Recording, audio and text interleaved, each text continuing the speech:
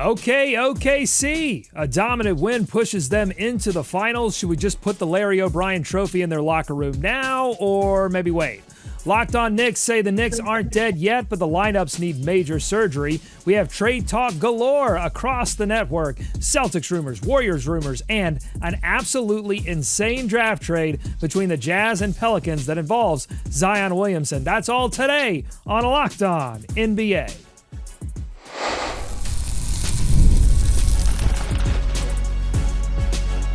You are Locked On NBA, your daily NBA podcast. Part of the Locked On Podcast Network, your team every day. Welcome to Locked On NBA. Thanks so much for making us your first listen of the day. We are free. We are available wherever you get your podcast, part of the Locked On Podcast Network, your team every day. Today's episode is brought to you by FanDuel. Right now, new customers can get $200 in bonus bets when your first $5 bet wins. I'm Doug Branson, host of Locked On Hornets and your Shot Clock Sherpa, guiding you through the NBA's biggest stories with the help of Locked On's local experts. And I have two of the best with me, as always, from the Locked On Nuggets podcast and senior NBA writer for the Action Network. He's back. It's Matt Moore. Matt. I was like, oh, come on. Comparing this Thunder team to those giant Asian Hornets, which are nicknamed Murder Hornets. That's right. That's what they feel like to me. That they just swarm you, and they're all there, and they're huge, and they're murderous and terrifying. This Thunder team scares the crap out of me. Yeah, it takes the force of the entire government to get rid of these murder hornets, and it might just take that to deal with this Oklahoma City Thunder team. From the Locked On Bulls podcast, we've got Hayes. Hayes, how you doing? Oh, getting to the finals soon. Let's go ahead and get this wrapped up tonight. All right, the Thunder are officially in the finals for the first time since 2012 with a dominant 124-94 win over the Wolves. When you compare this version of the team, Matt, to last year's, what's the biggest difference that you see that not only has them in the finals, but a prohibitive favorite to win the finals? It's Metaphor Thursday here. Every year I go to the hot springs with my family, and at this hot springs that I go to here in Colorado, they have a cold pool as well. And that cold pool is from glacial water that comes off of the mountain. So it is not cold. It is cold. And you can be in it for a serious time, but you have to get used to it. You have to force yourself to get through that moment of the shock of that cold.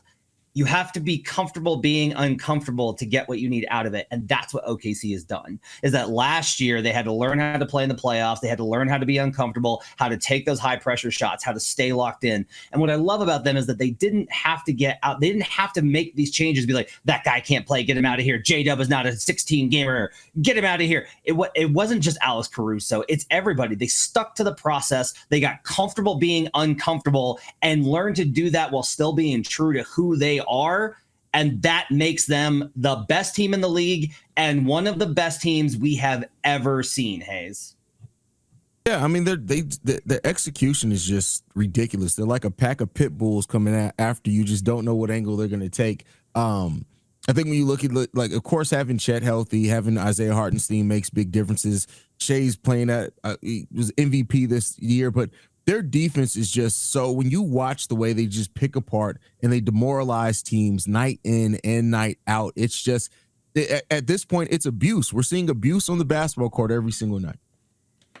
Like, rewinding all the way back to the beginning of the regular season, when they did deal with those injuries to Chet Holmgren and Hartenstein at different times, did that allow them to sort of adjust before they ever got to this point? Because we're seeing a lot of adjustments. New York, different teams. Minnesota has had to make some more minor adjustments. Like, it feels like OKC really got all of that out of the way at the beginning of the season and just focused on dominating. Yeah, I think there's part of that where also you learn how to do stuff without the things that are crutches, without the go-tos. And I think that that's really important. Like, a good comparison here is Denver, and Denver took them to 7, and everyone's victory lapping that for some reason, even though that series was not as close as it appeared. But Denver, Jokic is like the safety blanket. He's the comfort blanket. It's like, oh, let's get to the blankie and we'll just go snuggle up there. can't do, like, you got to be able to do other stuff, and OKC can do other stuff. Oh, they're blitzing Shea. Everyone else can make a play. I've been arguing with a colleague about this, about how good OKC's secondary options are and secondary weapons are at driving and tertiary beyond second, like beyond J-Dub. Like Isaiah Joe can drive, Aaron Wiggins can drive, Alice Caruso can drive, they can cut, they can pass. Like, they do all of it. They're not limited in their scope of what they're capable of. They're enabled and encouraged and allowed to be complete basketball players on top of being just ravenous defenders. It really is an incredible team. All right, let's hear from Rylan Stiles of Locked On Thunder with his reaction to the win. The Thunder turned them over. The Thunder out-rebounded them. The Thunder outworked them, out-efforted them, out-physicaled them. Like, they were the more physical team. They were the team that had the most heart. They were the team that had the most grit, the most toughness, the most fight. And their defense was the star of the show. They completely and utterly took Anthony Edwards out of this entire series. Anthony Edwards is one of the best players in this league, and he was irrelevant for this series. He was forced to be a playmaker. He was forced to be a passer. To his credit, he made the right decisions. He made great passes. His teammates, couldn't come through for him enough, but he couldn't will them to this win. He couldn't will them in this series. He couldn't lead them as a scorer because the Thunder's defense was just too tough. All right, so we've got a week or so left to really dig down into Oklahoma City to keep talking about them, but we say goodbye to the Minnesota Timberwolves, and I want to keep the focus where Rylan had it on Anthony Edwards. After this game, in the media availability, he promised to get better for next season. Hayes, what should he do to get better? What should he focus on most? Just stepping into the moment a little bit more. I do think that there are times where whether it was Anthony Edwards wanting to be the leader or whatever you want to word it with, he didn't take over the game where he should have. I think he's going to have to live up to those moments. You want to be a star in this league. You are a star in this league, but if you want to transcend to a superstar and be able to get your team to the finals, you have to be able to step up in those moments and take over a game. I know it's difficult against the OKC Thunder, but I think he's going to have to prepare himself for that, because hopefully, if things go to plan, you're going up against the OKC Thunder for the next handful of years, with both your teams, with you being as young as you are and the OKC Thunder being as young. So Anthony Edwards is just going to have to, I think, really realize how much that takes, how much the next level is if you want to be a champion in this league. Some of this is roster building. To me, the bigger thing is he's going to have a point guard mentality. And you could tell throughout the year that he just doesn't want to do that he doesn't want to be the guy that's like passing and making everybody better. He wants to be a 30 points a night scorer. Well, guess what, man? You're the best players. You're going to have the ball in your hands, which means teams are going to guard you like this. So you have to have mechanisms that you can go to punish them. And a lot of it is that he and Rudy Gobert have no chemistry whatsoever. They were able to do this because they knew Ant was going to get past the Gobert. They knew that he wasn't going to run pick and roll and throw a lob. They knew he wasn't going to find him on a whip pass, on a short roll, on any of this. They knew that Ant doesn't trust him. And I don't blame Ant for that, given how Rudy plays. That's what everyone's responsible to be. But they got to get him somebody that he does, because you have to be able to go to, if you're doing this, I'm throwing the lob, and I will do it every single time. And if you cover that lob, I'm hitting the corner every single time. You have to punish them to get them away. He's a great playmaker, but he's got to shift his mentality to being like, I will take whatever you give me and trust my teammates until you let me score. And that's got to be the way. You have to shape the game rather than just kind of picking and taking little bits and pieces off the table for yourself. So I did a rewind back to the beginning of the regular season with the Oklahoma City Thunder. I'm going to do a similar thing here with Anthony Edwards. One of the big conversations that we had around Ant, particularly in that early portion of the regular season, was just how many three-point shots he was taking. He was making a lot of them, but we saw in the playoffs a lot of players that were great three-point shooters in the regular season. For whatever reason, shot variance, defenses adjusted, they didn't shoot as well. Anthony Edwards didn't shoot as well. Do you think we'll see him take as many three-point shots in the regular season next season, or do you think he's going to try to get back to more of a driving mentality? Should he, Matt? No, I think he needs to keep taking those threes, because if you're able to be that kind of a threat, it fundamentally shifts where they have to guard you from, and it alters that word that everyone, I think, overuses with Steph, and it's gravity. If you've got gravity out to that distance at 30 feet, they have to guard you up there. They have to pressure you. Then now the trick for him is when they took that away, he didn't know how to punish it. He didn't know how to manipulate that. And I think a lot of it was like, I know what I need to do here is pass to Rudy on the short roll. I can't do that. So again, like that's where I get back to. They got to get him a big that they can trust, Hayes. That to me is like the crucial part of their offseason. Yeah, I think if they do get that big, like you said, that especially when they still can protect the rim and switch on the multiple players to defend, that's going to help them go far. So I've already read some things like Larry Marketing could be. I don't know if that's like the right big for them, but I do think they're going to have to go out here shopping because they had a great season. But if you want to take it to the next level, I do think you're going to need that big on this team.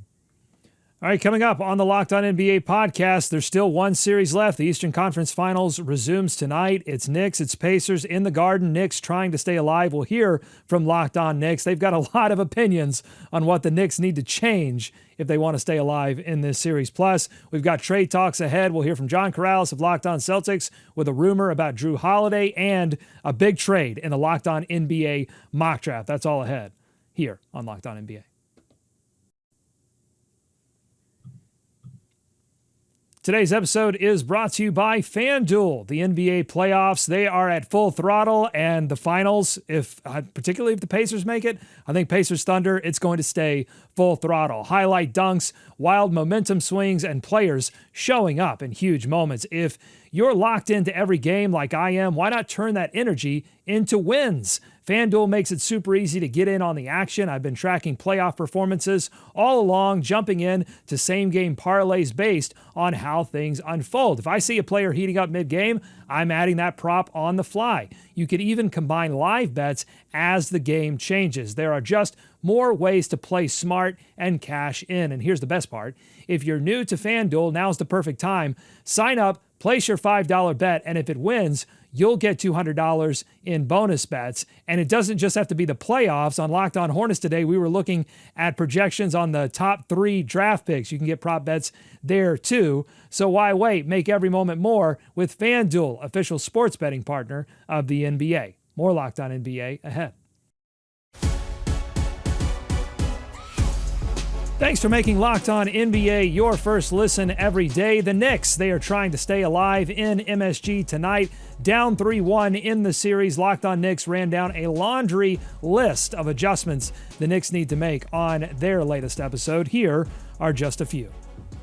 Despite reports to the contrary, the New York Knicks are not dead yet. Here's how they can pull an upset. On 3, what's the first adjustment? 1, 2, 3, fire team rotations. Oh, what? Oh, it's really right. I didn't hear anything. It's rotations, Alex. What are the rotational adjustments? There's part of me after how things have gone the last couple games with the new starting lineup that wants to say, I'm almost tempted to say, go back to the original starting lineup, but just get subs in quicker. Having Mitch come in as a bench presence is probably the best way to utilize him. Having Mitch starting with Cat, it eliminates a little bit of that the safety that you get from having Mitch as like the backup plan. So if Cat gets in early foul trouble, and considering the Knicks don't use Cat enough as a floor spacer, I almost think it would be better to just have Cat out there who can still get into the paint then by himself. Hopefully you can run a little more offense that involves your 2 all-NBA players together. So do you think they're frustrated with Tibbs? It seems pretty obvious. Do you think a coaching change is inevitable at this point, Hayes, even if the Knicks drag this thing to 7 games?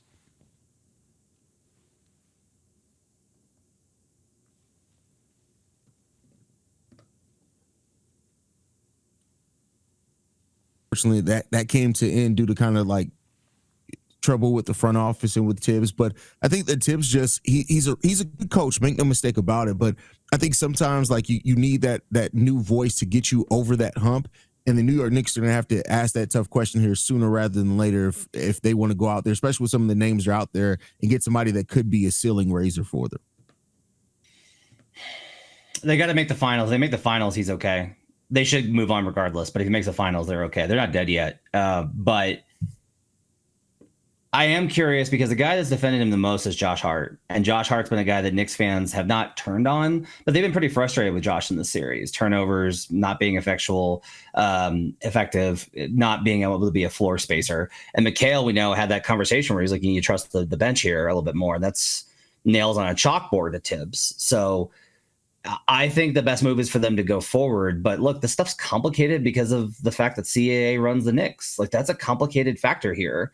However, will note this, and this is not based off of any inside reporting. I'm just putting pieces together.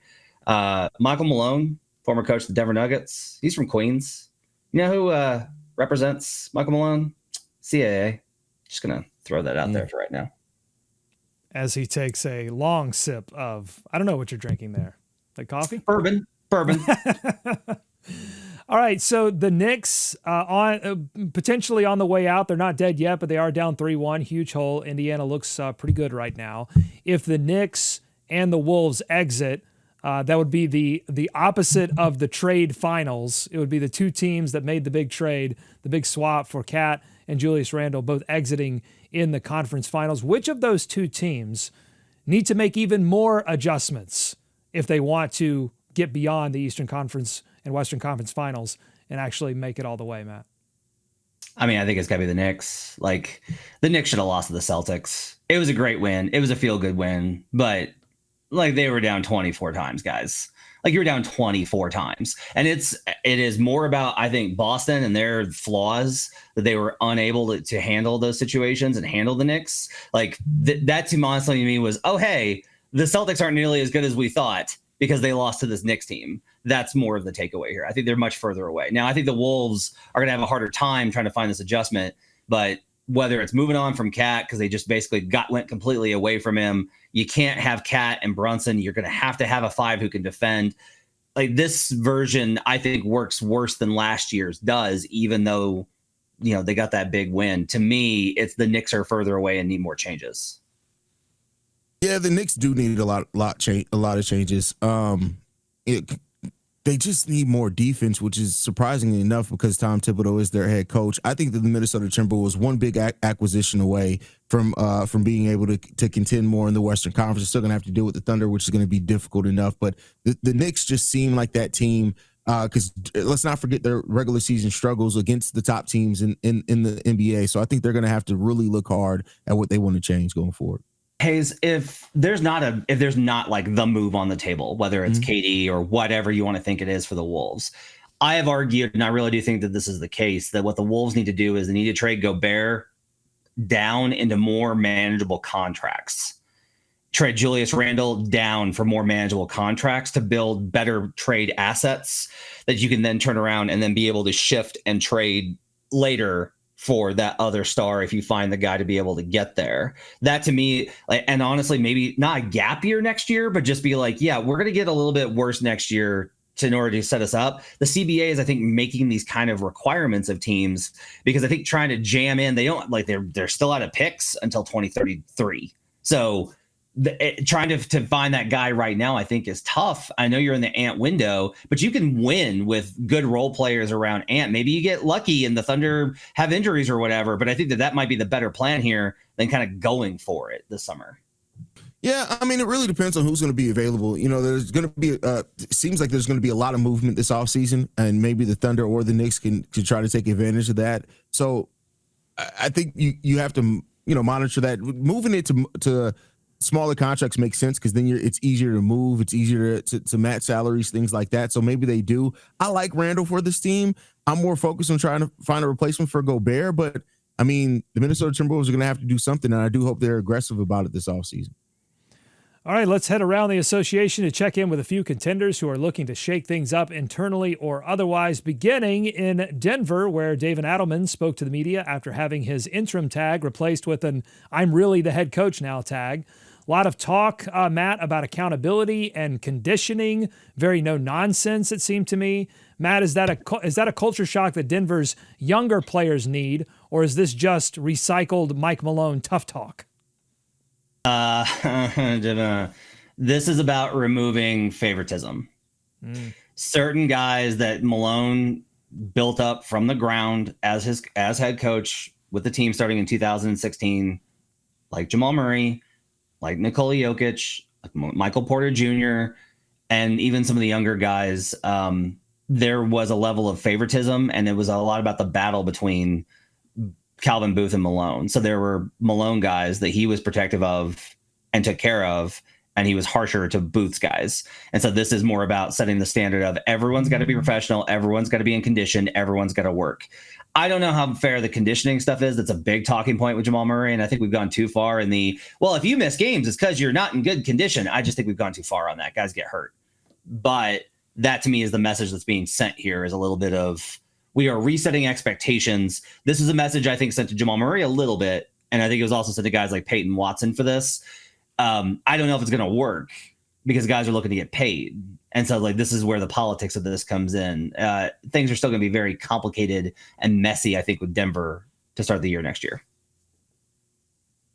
I love the hire here. I think that it makes sense. He has a rapport with those guys. He came in and they probably went further than a lot of people were giving them credit with the coaching and the GM changes. As far as if it's just more Mike Malone tough talk, I don't have a feel for that. I think you still need a little bit of that as a coach. And I think overall, like you want somebody who's going to be a strong mind in that locker room and that can help lead this team, because there are changes coming for the Denver Nuggets, I would expect. And so I think Alderman's really ready for that. And, he was one of the guys that was on benches that I think he would probably got a head coaching job this summer either way with the way that things shaped out around the NBA. So it's good to get to stays in a place where he has familiarity. And as they go to make some changes there, what better dude to do that than somebody who's been in the building already? He's expected to be the change, Hayes. Josh Kroenke said the word internal development a lot in these pressers. Like, the message being sent is we're keeping the core. And if they do that, they can't make changes. And they are banking on Adelman to be the difference here. And man, do I think that's a lot to ask from a first-time head coach for a team with championship aspirations. Hayes, you seem to have suspicions as well. Yeah. I mean, it's a lot to ask. It is. But, I mean, if they're going to keep this thing together, I mean, hey, I hope Matt gets to cover a great season. That's all I'll say. The conditioning talk is interesting to me because we're not hearing it first in Denver. I feel like we've heard it from a few teams now. Do you think it's more about star accountability? I mean, there were some hints there from JJ Redick, conditioning, and people made the connection to Luka Doncic. Is it more about star accountability, or is it more about coaches and organizations?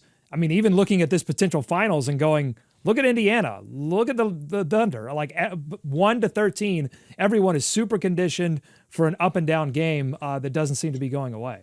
Because they're younger. This is the challenge, is everybody's like, we have to make it to the end of the season, and we can't just have you not play until April. So you're going to have to be in absolute elite condition in order to survive the season. My counter is Damian Lillard like not a gym rat? Because Damian Lillard's a gym rat, and he's gotten hurt over and over and over again before this one, which is obviously coming off of the blood clot. Like, a lot of these guys, like Giannis misses a lot of games. We think Giannis isn't a gym rat? Come on now. So, like, we've gone too far with this idea. Like, look, guys, we'll say it a lot again this summer. We've said a lot throughout the year. You want to keep guys healthy? Everyone's going to have to take a pay cut, reduce the schedule. There's no getting around this, guys. Hayes. Yeah, I mean, fixing the schedule. That's just going to be the thing we talk about all the time, is fixing the schedule. Like, I get it, though. It's rooted in things that make sense. Like, you're going to have to do something's going to have to give here. Something's going to have to give. We could talk about people being gym rats all that day. At the end of the day, like, there's so much basketball being played, and you're trying to throw more on there. So eventually you're going to have to reduce the schedule just a little bit. And I think it would make sense. All right, well, if your stars or your role players aren't conditioned, then there's always one avenue that you can explore: trading them. We're going to talk about that coming up on Locked On NBA. We've got some real trade talk, some real trade rumors, and we've got a fake trade that happened in our Locked On NBA mock draft. I have to get the opinion of Matt and Hayes on it. It's Jazz, it's Pelicans, it's Zion Williamson. You won't want to miss it. Coming up on Locked On NBA.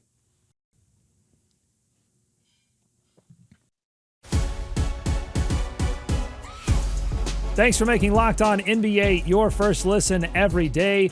John Corrales of Locked On Celtics has spent the week bemoaning the new CBA and the pain that it is about to unleash on Boston's books. That is, unless they make some trades. Here's Corrales with the latest intel and his reaction.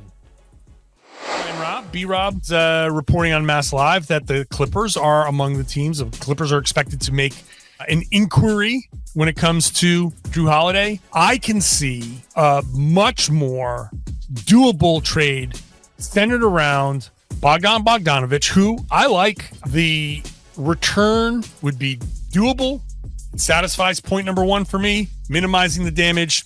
I can live with it. Maybe it's a 1-year rental. Let him walk at the end of the year for tax savings. Sends Jrue Holiday home to Los Angeles and puts him in a halfway decent situation. You're not sending him to Chicago. You're not sending him to Atlanta. You're sending him to Los Angeles. You're doing right by him because he gets to go home to LA. And I think he fits what the Clippers are trying to do. Like, I think the Clippers are a very feasible trade partner for Holiday. I saw your facial reaction there, Hayes, as Chicago took the stray. I don't know why. It seemed a little pointless. But what do you think about this deal? Clippers as a landing spot for Jrue Holiday.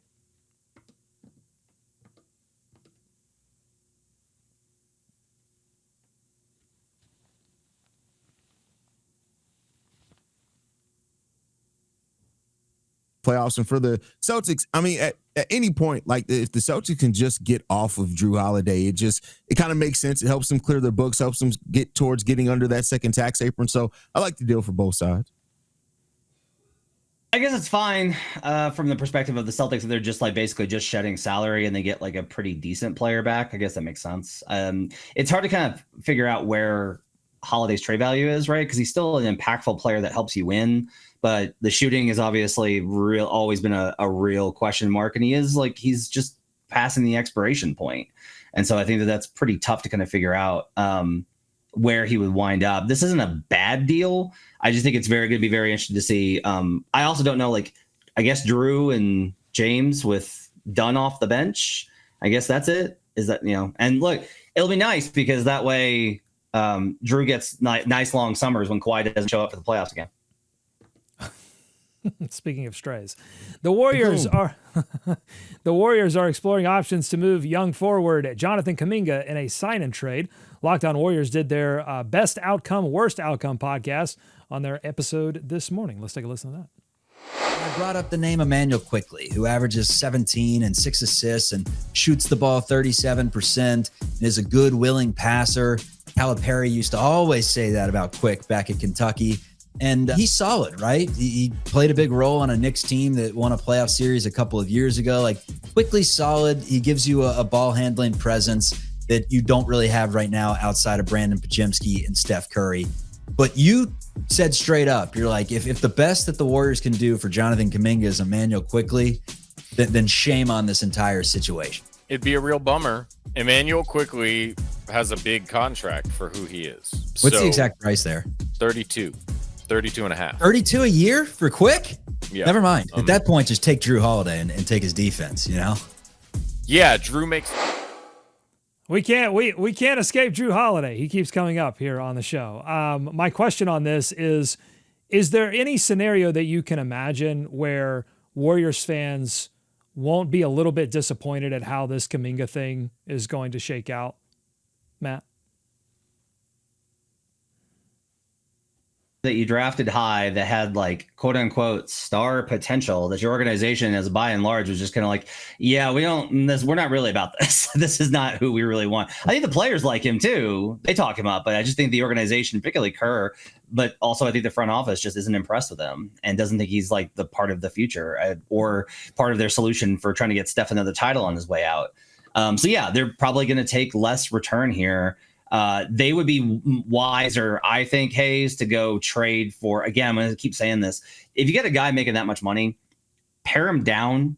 Don't take on Quick for $30 million. Take on 3 guys at 10. Take on 2 guys at 15. You need more interchangeable parts here. I'm of the opinion that you can't build around more than 2 guys making over $30 million a year at this point. That's where I'm at on the CBA. So they got to be very careful here. This is a trade, Hayes, that if they are not careful with, they can go from frying pan to fire real quickly. Yeah. I mean, I don't hate the idea of the trade. I don't. I think it makes some sense. And I get what you're saying as far as breaking it up, as far as the salary, but I don't really think that the Warriors care, to be 100% honest with you. They're here for 2 years. They got 2 years that they're trying to give this thing. So at that point in time, like, get it done if that's what you're going to do. So if it was more of a long-term thing, a long-term building thing, great. But I don't think that that's what this is here, and I don't think that they care. Yeah, I mean, at least the Jrue Holiday deal would put them into one timeline. It would take them out of two timelines, put them into one timeline, that timeline being very geriatric, but, that's what they're dealing with. All right, all week long, our Locked On NBA local hosts have been in the laboratory cooking up the best scenarios for their team in the Locked On NBA mock draft. Now, the full mock is not coming out until June, but we've been exclusively handed details of some of the biggest surprises and trades. And the biggest happened in the top 5 of the draft between the Pelicans and the Jazz. I'll let Jake Madison and David Locke handle the reveal. The Utah Jazz get Zion Williamson, Jordan Hawkins, and the Pelicans 2026 first-round pick. It's the Pelicans or the Bucks. We'll get more into that in the third segment. The Pelicans get the 5th pick in this draft, Colin Sexton, Jordan Clarkson, and the 43rd overall pick. I did this for 2 reasons. One, this really helps the Pelicans' books. It also just gives the team a direction. You're now building towards the future. And if you're looking for reasons to be excited about the team next year, the 5th pick and the 7th pick being key guys on that is kind of fun. Zion Williamson is a top 5, top 8 talent in the NBA. And if I have to give up the 5th pick to get Zion Williamson, I'm willing to do it. It's elite talent business. But the only reason why Zion Williamson is available is all of those problems. The weight, played 30 games last year, played 70 games the year before that, by the way, played 29, didn't play, played 61, played 24. I got the risk. But if you go look at the top 100 players in the NBA, you're not getting any other one of those players of that talent level for the 5th pick of the draft. So this deal happened earlier in the week, and I will say that David Locke has faced a little bit of a backlash to this deal on the Locked On Jazz podcast, the comments section.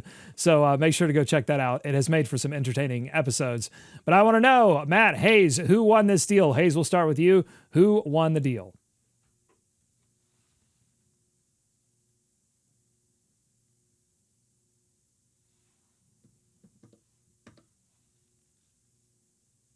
Deal. And I think more times than not with where the Jazz are, they probably won this deal anyway. But like you got a team that really does not have a star level player yet. I don't know if Zion really gets them much closer with what they have there, but the talent of Zion is amazing. And so, man, it's such a difficult.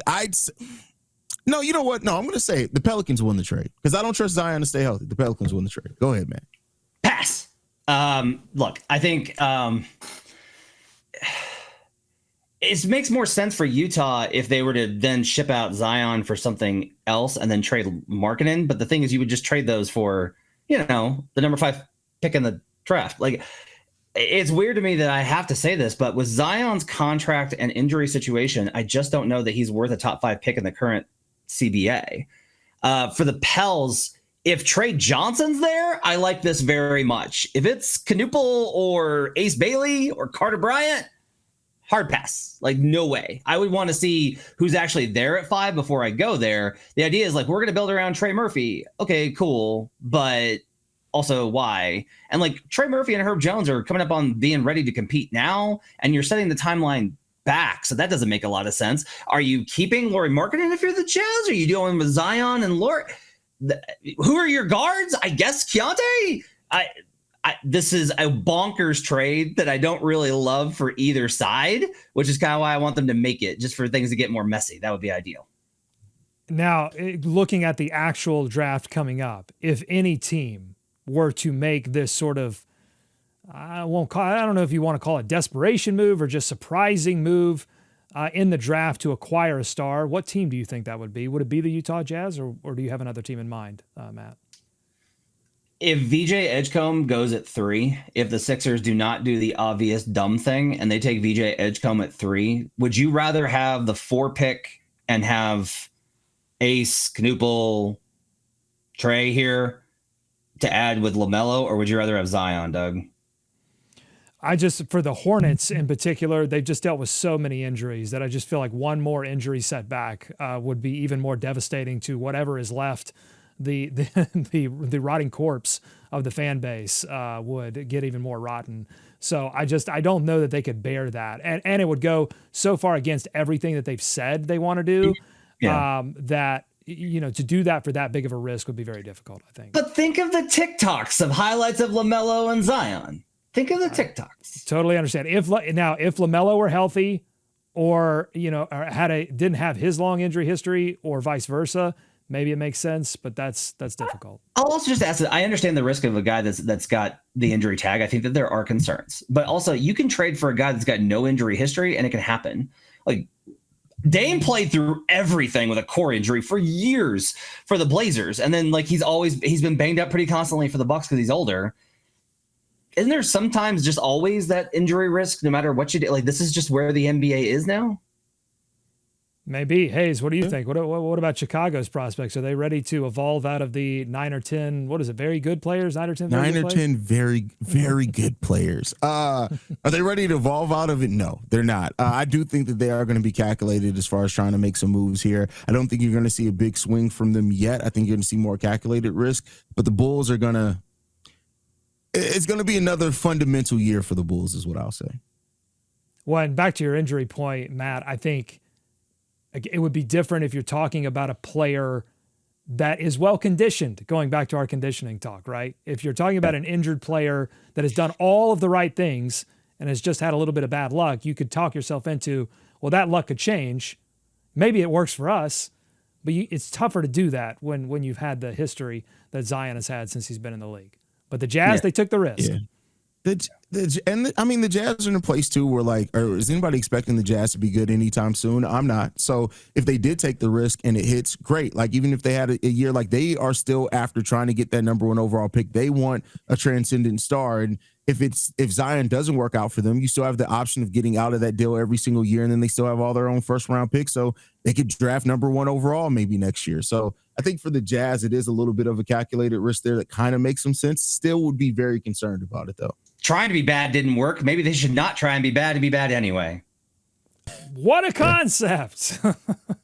If you like what you heard today, subscribe to Locked On NBA wherever you get podcasts, including YouTube. Thanks to Matt and Hayes for their expertise every day. Thank you for making Locked On NBA your first listen every day. Enjoy our beautiful game tonight. Be kind to each other. We'll see you right back here tomorrow to wrap up the week on Locked On NBA.